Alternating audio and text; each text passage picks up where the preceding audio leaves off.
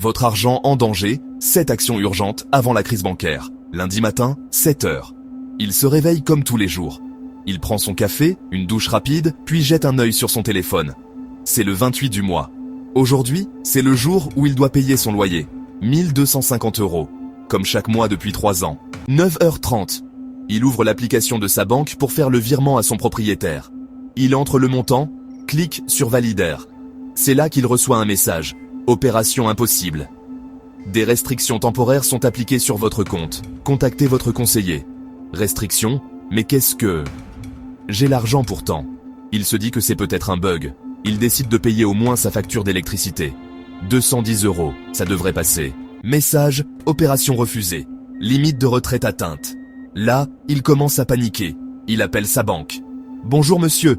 En effet, des mesures de protection des dépôts ont été mises en place ce matin. Nous limitons temporairement les retraits et virements à 200 € par jour et par client. Quoi? Mais, mon loyer, mes factures, c'est mon argent. Je comprends votre frustration, monsieur, mais ces mesures sont temporaires. Nous vous tiendrons informés. SMS de sa banque. Alerte sécurité. Suite aux tensions sur les marchés financiers, votre établissement applique des restrictions de retrait. Vos fonds restent sécurisés. Plus d'infos sur notre site. Ce scénario imaginaire pourrait être la réalité de plusieurs Européens et Français d'ici peu. Pareil cas a déjà été observé à Chypre en 2013, au Liban en 2019, en Grèce en 2015. En mars 2023, 3 banques américaines se sont effondrées en 72 heures. Silicon Valley Bank, Signature Bank, First Republic. 319 milliards de dollars évaporés. Des millions de clients qui ne pouvaient plus accéder à leur argent. Aujourd'hui, je vais vous révéler 7 actions concrètes que les gens fortunés prennent en ce moment même pour ne jamais vivre ce scénario. Parce que, franchement, la différence entre ceux qui s'en sortent et ceux qui perdent tout, c'est la préparation. Restez jusqu'à la fin. L'action numéro 5 est tellement simple et pourrait vous aider à constituer une réserve de survie solide. Quant au numéro 7, c'est l'une des meilleures actions à ne pas manquer. Si ce type de contenu vous parle, laissez-moi un j'aime, un boost et abonnez-vous à la chaîne. On y va. Action numéro 1. Diversifiez vos établissements bancaires. Première règle d'or. Ne mettez jamais tous vos œufs dans le même panier. Vous avez peut-être 50 000, 100 000 € ou plus sur un seul compte courant. Grosse erreur. En France, le fonds de garantie des dépôts protège vos dépôts jusqu'à 100 000 € par personne et par banque. Qu'est-ce que ça veut dire concrètement? Si vous avez 150 000 € dans une seule banque et qu'elle fait faillite, vous perdez 50 000 €. Boum. Comme ça. Voici ce que vous pouvez faire cette semaine. Étape 1. Calculez le total de vos avoirs dans chaque établissement. Comptez tout, compte courant, livret, assurance vie si elle est dans la même banque. Étape 2. Si vous dépassez 100 000 € dans une banque, ouvrez un compte dans un deuxième, voire un troisième établissement. Privilégiez des banques de différents groupes bancaires. Avoir un compte à la BNP et un compte à Hello Bank ne vous protège pas, c'est le même groupe. Étape 3. Répartissez intelligemment. Gardez votre compte principal pour les opérations courantes, mais transférez l'excédent ailleurs. Et attention, ce n'est pas de la paranoïa. C'est ce que font les entrepreneurs, les investisseurs avertis depuis toujours. Ils ne mettent jamais leur patrimoine en danger par facilité. Mais ce n'est pas tout. Même si vous avez plusieurs banques, que se passe-t-il si tout le système se bloque en même temps? Et que plus aucun distributeur ne fonctionne? C'est là que la deuxième action devient vitale. Action numéro 2. Constituer une réserve de liquidité physique. Celle-là va en faire sourire certains. Garder du cash chez soi? En 2025? Vraiment? Oui, vraiment. Et je vais vous expliquer pourquoi. Chypre, 2013. Du jour au lendemain, les distributeurs automatiques ont été fermés. Les gens ne pouvaient plus retirer leur argent. L'Inde, 2016. Le gouvernement démonétise certains billets sans préavis. Le Liban, 2019. Les banques limitent drastiquement les retraits. Vous voyez où je veux en venir? En cas de crise bancaire soudaine, votre argent peut devenir temporairement inaccessible. Pas perdu, mais bloqué. Et pendant ce temps, vous devez quand même manger, mettre de l'essence, acheter le nécessaire. Voici ma recommandation. Conservez chez vous, en lieu sûr, l'équivalent de 2 à 3 mois de dépenses essentielles en espèces. Pour une famille, ça représente généralement entre 3 000 et 6 000 €. Quelques précautions évidentes. Achetez un petit coffre-fort à encastrer, pas juste une boîte à chaussures. Ne le dites à personne, sauf votre conjoint. Utilisez des coupures variées, des billets de 20, 50 et quelques billets de 100. Ne gardez pas tout votre patrimoine en cash évidemment, juste votre matelas de sécurité. C'est l'assurance vie la plus simple que vous puissiez avoir. Et elle ne coûte rien. Le cash vous aide à survivre aux premières semaines. Mais il y a une autre question, plus profonde. Comment protéger ce que vous avez mis des années à construire sur le long terme? C'est exactement l'objectif de la troisième action. Action numéro 3.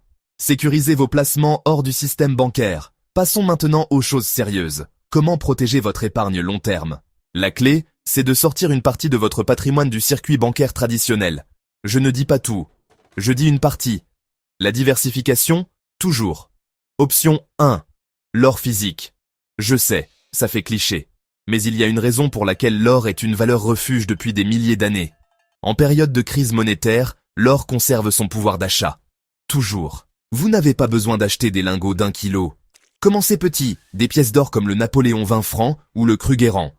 Elles sont liquides, facilement revendables, et vous pouvez les stocker en toute sécurité. Conseil pro. Achetez chez un professionnel reconnu, pas sur Internet, à des prix trop beaux pour être vrais. Et renseignez-vous sur la fiscalité avant d'acheter. Option 2. Les actifs tangibles. L'immobilier, si vous en avez les moyens, reste une excellente protection. Un appartement, c'est quelque chose de réel. Ça ne peut pas disparaître d'un clic. Mais on peut aussi penser plus petit. Des parts de SCPI, Société civile de placement immobilier, qui permettent d'investir dans l'immobilier avec des tickets d'entrée beaucoup plus accessibles. Option 3. Les assurances-vie en fonds euros sécurisés. Attention, toutes les assurances-vie ne se valent pas. Privilégiez les contrats en fonds euros chez des assureurs solides, idéalement des mutuelles d'assurance plutôt que des filiales bancaires. La différence? Les mutuelles n'ont pas d'actionnaires à rémunérer. Elles sont souvent plus solides financièrement.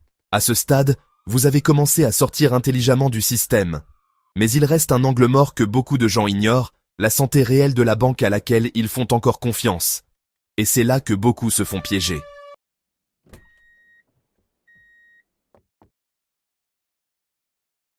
Action numéro 4.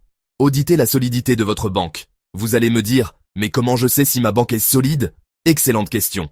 Et contrairement à ce que vous pensez, ces informations sont publiques et accessibles. Chaque banque publie son ratio de solvabilité. C'est un indicateur qui mesure sa capacité à absorber des pertes. En France, le minimum réglementaire est de 10,5%. Voici ce que vous devez vérifier. Le ratio de fonds propres durs, aussi appelé CET1. Cherchez rapport annuel suivi du nom de votre banque sur Google. C'est public. Un bon ratio CET1 est au-dessus de 13%. La notation de la banque. Des agences comme Standard & Poor's, Moody's ou Fitch notent les banques. Visez au minimum un A ou AA. L'exposition aux actifs risqués. Est-ce que votre banque est très exposée à l'immobilier commercial, aux prêts hypothécaires, aux crypto-monnaies? Ces informations sont dans les rapports annuels. Je sais, ça peut sembler technique, mais c'est 30 minutes d'investigation qui peuvent vous éviter des années de galère. Signal d'alerte majeur. Si vous voyez que le cours de l'action de votre banque s'effondre brutalement, c'est un signe. Les marchés financiers sentent souvent le danger avant le grand public. Et voici le paradoxe. Même en sachant tout ça, plein de gens ne feront rien. Pas par manque d'intelligence, par manque de structure. C'est pour ça que la 5e action est probablement la plus puissante de toutes.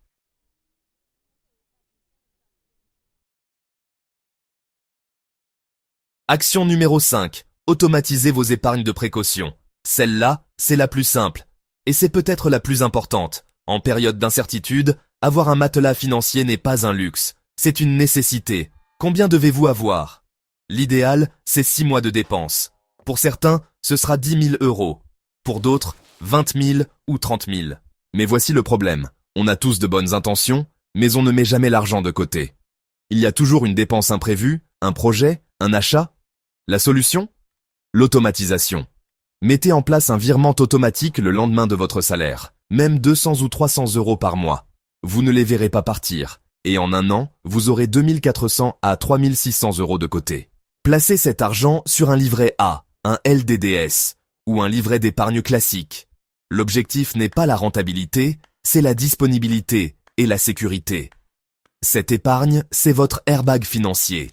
En cas de perte d'emploi, de crise, de problèmes majeurs, vous respirez. Vous avez du temps pour vous retourner. Jusque-là, On a raisonné à l'intérieur d'un seul cadre, l'euro. Mais l'histoire nous montre une chose très claire. Les crises ne respectent jamais les frontières. Et c'est là que les plus riches jouent un coup d'avance.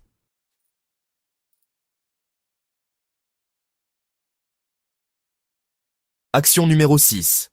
Diversifier en devises étrangères. Accrochez-vous, celle-là est contre-intuitive. Mais c'est ce que font les ultra-riches depuis toujours. L'euro est une devise solide.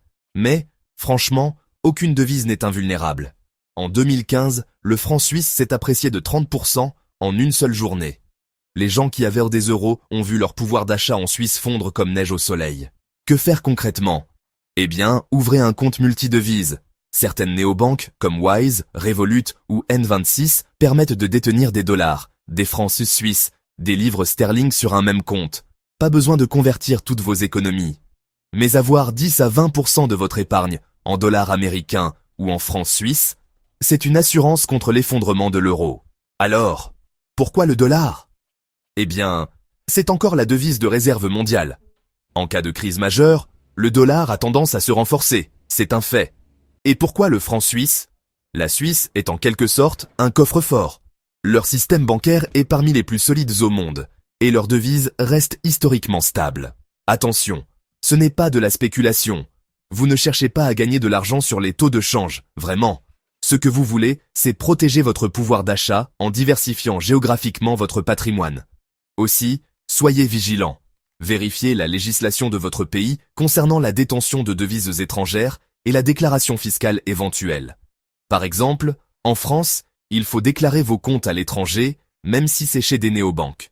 Par ailleurs, vous pouvez appliquer toutes ces stratégies, mais il y a un facteur qui fait vraiment la différence entre ceux qui anticipent et ceux qui subissent. Ce facteur, il ne se trouve dans aucun compte bancaire.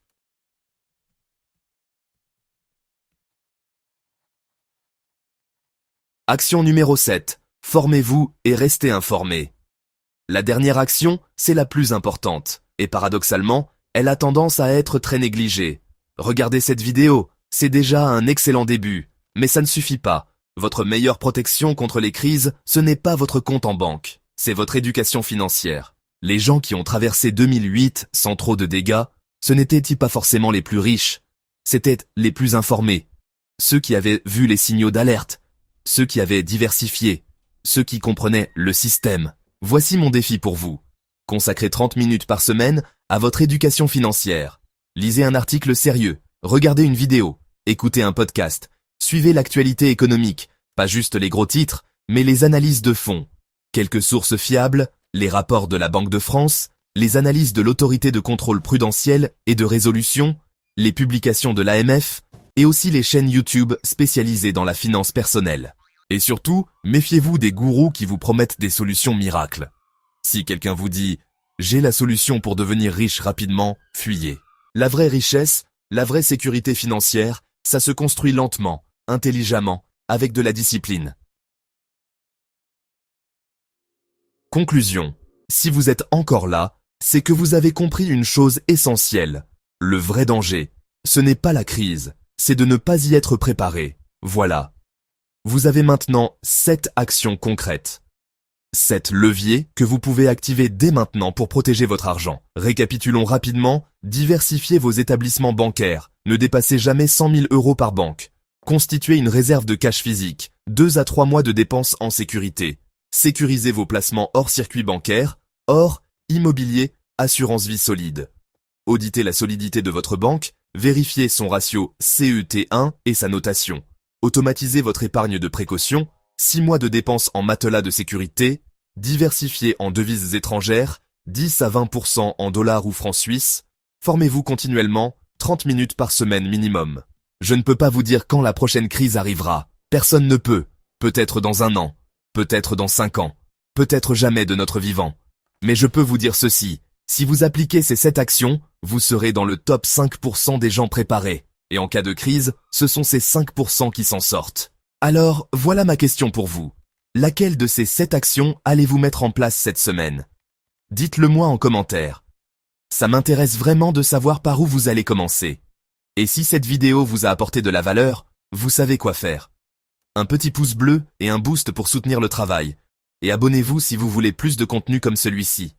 Parce que, vraiment, votre sécurité financière, elle se construit un pas à la fois. Avertissement important. Les informations présentées dans cette vidéo sont fournies à titre éducatif et informatif uniquement. Elles ne constituent en aucun cas un conseil financier, juridique ou fiscal personnalisé. Chaque situation financière est unique. Avant de prendre toute décision concernant vos finances, vos investissements ou vos placements, je vous recommande vivement de consulter un conseiller financier agréé, un expert comptable ou un avocat fiscaliste qui pourra analyser votre situation personnelle. Les exemples et scénarios présentés sont basés sur des faits historiques et des principes financiers établis. Mais les performances passées ne garantissent pas les résultats futurs. Je ne suis pas responsable des décisions financières que vous prenez après avoir visionné cette vidéo. Vous êtes seul ou seule responsable de vos choix financiers. Je vous dis à très bientôt pour la prochaine vidéo. Et en attendant,